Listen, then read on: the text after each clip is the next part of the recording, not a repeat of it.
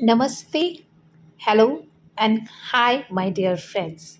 আজকে তোমাদের সাথে যে ব্লগটা শেয়ার করব সেটা হলো 28শে জুলাই সিটি রেসিডেন্সিতে যে ইভেন্টের আমরা আগে অ্যানাউন্স করেছিলাম সেটার জন্য। সকাল 8টা প্রায় আমরা পৌঁছে গেলাম সিটি রেসিডেন্সিতে। আমি, আমার মেয়ে এবং আমার হাজব্যান্ড। আমার হাজব্যান্ডকে একটা থ্যাঙ্কস জানাচ্ছি, কারণ অত সকালবেলা ও সানডের সকালে উঠে আমাদেরকে পৌঁছে দেওয়ার জন্য। আর আমার মেয়েকে থ্যাঙ্কস জানানোর কোনো ভাষা নেই, কারণ এভরি টাইম লাইফে আমি ওর খুব সাপোর্ট পেয়েছি। এখানেও তাই, পুরো সময়টা ও আমার সাথে ভিডিওগুলো অবশ্যই করেছে। আমরা যখন পৌঁছলাম বোধহয় একটু তাড়াতাড়ি পৌঁছে গেলাম, কেননা হলে না জ্বলেছে আলো, না জ্বলেছে এসি। তো আমি অত ওয়েট না করে নিজের জিনিসগুলোকে অ্যারেঞ্জ করতে থাকলাম, কারণ আমার মনে হয় কোনো বড় ইভেন্টের আগে নিজের জিনিসগুলো যদি প্রপারলি সাজিয়ে নেওয়া যায় তাহলে কাজটা অনেকটা ইজি হয়। এবং আমি বেসিক্যালি ভীষণ গোছানো মানুষ, সবসময় চেষ্টা করি নিজের জিনিসগুলোকে ভীষণ অ্যারেঞ্জ করে রাখতে। তো এই করতে করতে আমাদের মডেলটা ধীরে ধীরে ঢুকতে শুরু করলো। আমার ফার্স্ট মডেলকে আমি যখন কাজ শুরু করলাম তখন 9:10 আমাকে ম্যাক্সিমাম টাইম দেওয়া হয়েছিল 2টো অবধি। তো তুমি দেখতেই পাচ্ছ তোমরা যে আমার মডেল যারা তারা হচ্ছে প্লাস সাইজ এবং একটু কম এজ, বেশি এজ, সব রকম মিলিয়ে। আমার 15 জনের যেহেতু টার্গেট, আমি খুব একটা টাইম ওয়েস্ট করতে চাইনি। আমি পরপর আমার মেকআপগুলো শুরু করেছিলাম। আর আমি যখন মেকআপ করছি সবাই যেরকমভাবে দেখছিল, আমার কিন্তু দারুণ লাগছিল। বেশ একটা সেলিব্রিটি ব্যাপার লাগছিল। যদিও আমি সেটা নই, এখনও তো সেই জায়গায় পৌঁছতেই পারিনি। আমার সেকেন্ড মডেল ছিল খুব সাদাসিধে এবং ওনার রিকোয়েস্ট ছিল আমাকে একদম সিম্পল করে দিও। অবশ্যই আমরা চেষ্টা করি সবাইকে যার যার লুক সেই হিসেবে সাজাতে। তো কোনো রকম এক্সট্রা আমরা সাজ দিই না। তো ইন বিটুইন অনেকেই জিজ্ঞেস এটা কথা ওটা কথা জিজ্ঞেস করছিল। আমি যতটা পারছিলাম সম্ভব আনসার করছিলাম। অন্য মেকআপ আর্টিস্টরাও এসে গেছিলো, কিন্তু ওটা দেখার মতো সময় আমার ছিল না। বিকজ আমার মাথায় টার্গেট ছিল যে 5 ঘন্টার মধ্যে আমাকে এই কাজটা শেষ করতে হবে। তোমরা যারা মেকআপ আর্টিস্ট তারা খুব ভালো করে জানো যে ম্যাচিউর স্কিনে মেকআপ করাটা কত টাফ। 18 থেকে 25 বা 30 অবধি যাদের স্কিন হয় তাদের স্কিনে মেকআপ খুব চট করে বসে যায়।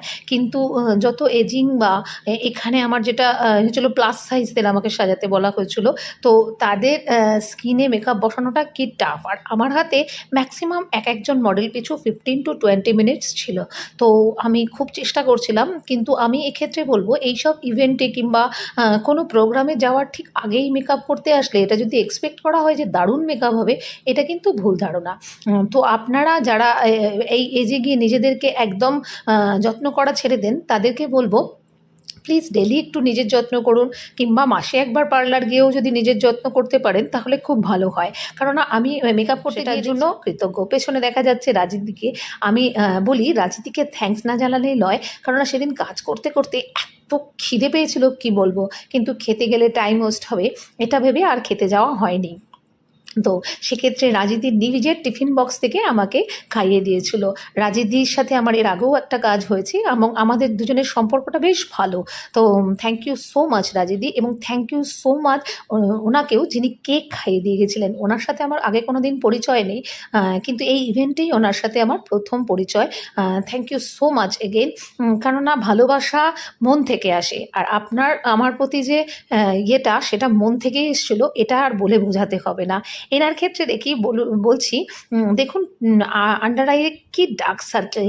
আমি বহু চেষ্টা করে ডার্ক সার্কেলটা ঢেকেছিলাম, বাট ওনার চোখ দিয়ে অনবরত টিয়ার আসায় লাস্ট পর্যন্ত কিন্তু ডার্ক সার্কেলটা আবার একটু শো হয়েছিল।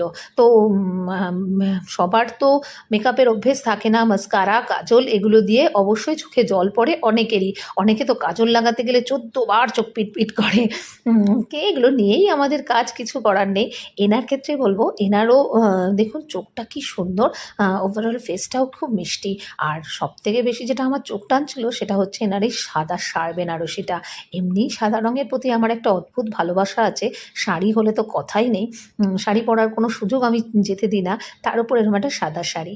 এই করতে করতে আমার 15 জন আর্টিস্টের 15 জন মডেলের মেকআপ কমপ্লিট হয়ে গেল, একে একে সবাই র্যাম্পে হাঁটতে শুরু করলো। দেখুন কি ভালো লাগছে, লাল পাড় সাদা জামদানিটা সব। আর এর থেকেও বেশি আমার যেটা ভালো লাগছিল, ব্যাকে আমার স্কিনে আমার পার্লার, আমার স্টুডেন্টদের শেখানো, আমার জুয়েলারি সেক্টর, এগুলোর যখন অ্যাড হচ্ছিল। বিকজ একটা জীবনে এইটুকু পাওয়াটাও আমার কাছে অনেক। আমি এই জায়গাটা আসতেও প্রচুর কষ্ট করেছি। যারা এই ধীরে ধীরে স্টেপে স্টেপে জীবনে ওঠে না, তারা জানে যে প্রত্যেকটা মুহূর্তে কতটা কষ্ট করলে একটা জায়গায় পৌঁছানো যায়। যারা বিগিনার্স, আমি তাদের জন্য বলবো, যদি জীবনে কিছু পেতে চাও তবে লেগে থাকো। লেগে থাকলে অবশ্যই হবে। আমি কোনো দিন কোনো সস্তার পন্থা অবলম্বন করিনি। আমি সবসময় চেষ্টা করেছি আমার পরিশ্রম দিয়ে আর ডেডিকেশন দিয়ে নিজেকে প্রমাণ করার। জানি আমি খুব বড় এখনও হতে পারিনি, তবে আমি 100% জানি আমি একদিন একটা ভালো জায়গায় পৌঁছবই। এটা আমার নিজের প্রতি বিশ্বাস আর নিজের প্রতি চ্যালেঞ্জ। এখানে দেখো বেশ হাই হিল পরে কেমন সুন্দর র্যাম্পে হাঁটছে। কেউ বলবে এরা মানে 2 দিন কি 3 দিনের 2 কি 3 ঘন্টার র্যাম্প প্র্যাকটিস করে এত সুন্দর হাঁটছে, দেখে মনে হবে যেন এক্কেবারে মডেলদের মতো। তো আমি থ্যাঙ্কস জানাবো এখানে যিনি এদের গ্রুম করেছেন।